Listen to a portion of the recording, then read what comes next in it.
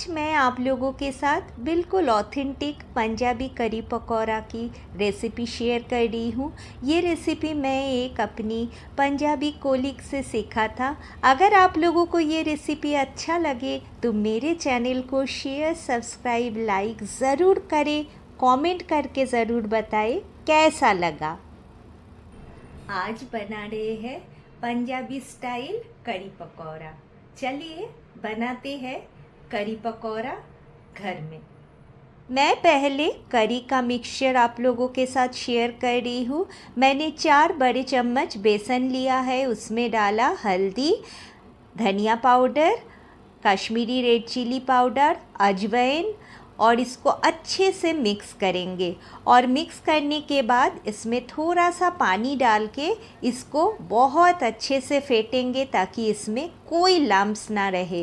पहले थोड़ा सा पानी डालिएगा, इसको अच्छे से फेंट लीजिएगा और फिर इसके अंदर मिलाएंगे दही। मैंने दही को भी अलग से फेंट के रखा था। मैंने करीब 250 ग्राम दही लिया है। दही को भी पानी से फेंट के रखा था और इस दही को भी इस घोल में मिला दिया। आई एम सॉरी, मेरा लाइट चला गया था इसलिए मैं वो आप लोगों को दिखा नहीं पाई हूँ। अब मैं इस घोल में करीब 1 लीटर और पानी मिक्स करूँगी और इसे तैयार कर लिया। देखिए मैंने मस्टर्ड ऑयल गरम कर लिया और कुछ साबुत मसाले इसमें डाल रही हूँ। मस्टर्ड सीड, मेथी दाना और जीरा, इनको अच्छे से चटकने देंगे। मैं अपना सारा इंग्रेडिएंट्स अपने डिस्क्रिप्शन बॉक्स में दे दूँगी, आप लोग वहाँ से देख लीजिएगा मैंने क्या क्या मिक्स करा है और किस क्वांटिटी में मिक्स करा है। देखिए मसाला बहुत अच्छे से गरम हो चुका है और चटकने लगा है। अब इस पे मिलाएंगे एक बड़ा कटा हुआ प्याज। प्याज को अच्छे से अब भूनना है। प्याज को सौटे कर रही है और मिला दिया खूब सारा करी पत्ता। इससे बहुत अच्छा खुशबू आता है। इस करी पत्ता मिलाने के बाद भी थोड़ी देर के लिए सौटे करेंगे। अब मिला रहे हैं हींग। आधा चम्मच मैंने हींग को कूट के रखा था। हींग देने से करी का टेस्ट बहुत अच्छा होता है और ये डाइजेशन के लिए भी बहुत अच्छा होता है।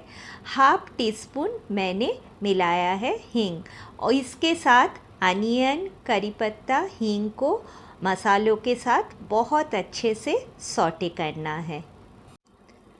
अब इसी अनियन में मिलाएंगे मैंने गार्लिक और जिंजर और हरी मिर्च को कूट के रखा था। मैंने पेस्ट नहीं मिलाया।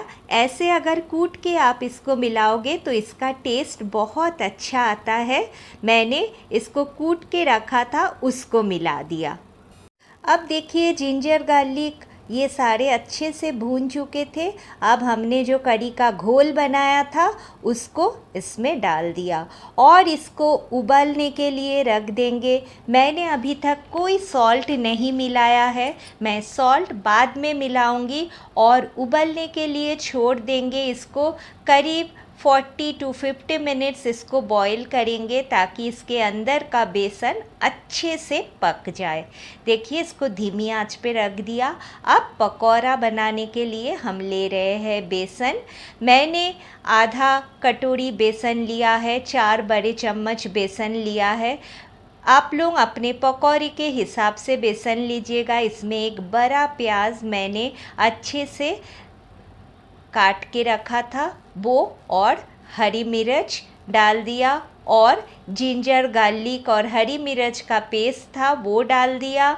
इसमें डाला हल्दी पाउडर, खूब सारा अजवाइन। अजवाइन को ऐसे हाथ में पीस के डालिएगा तो उससे बहुत अच्छा टेस्ट होता है। डाल दिया सॉल्ट और अब अच्छे से इसको जितना कम पानी हो सके उस पानी डाल के इसको अच्छे से मिक्स कर लीजिए ताकि हमारा पकौड़ा तौलने के लिए बिल्कुल तैयार हो जाए। देखिए ये हमने बना लिया और इधर देखिए हमारा करी बॉईल हो रहा है।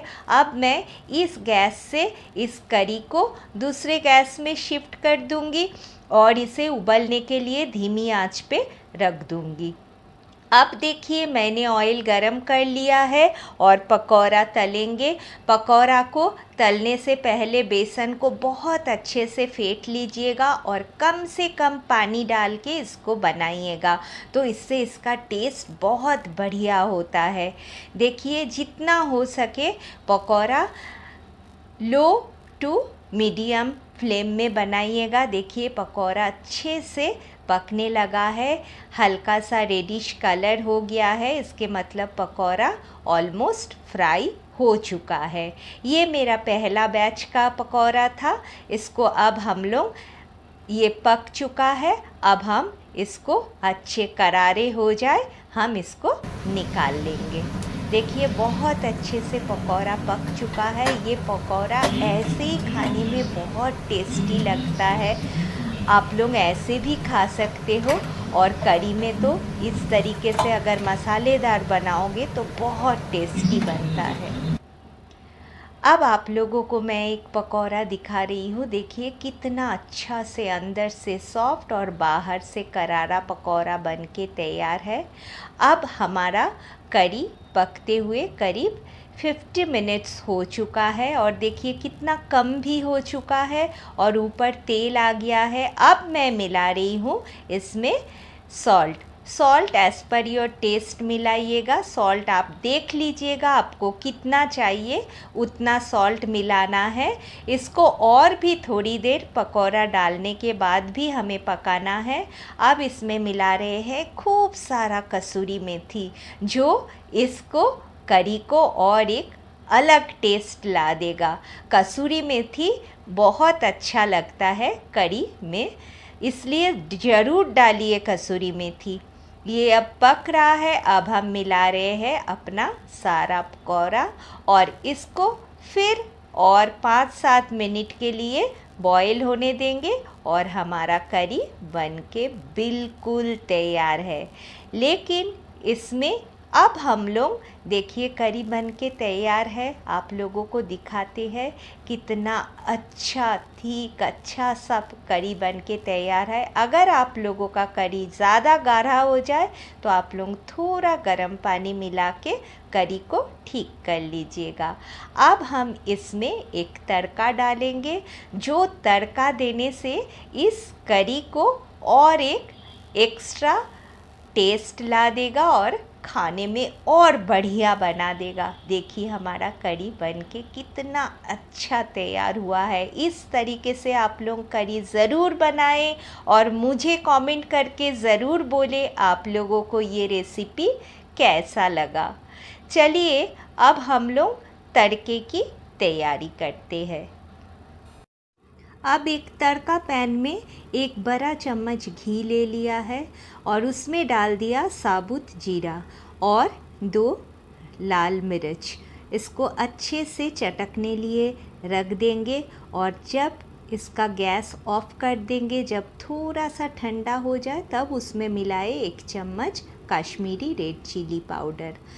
गैस को लेकिन ज़रूर ऑफ़ करिएगा, नहीं तो कश्मीरी रेड चिली जल जाएगा।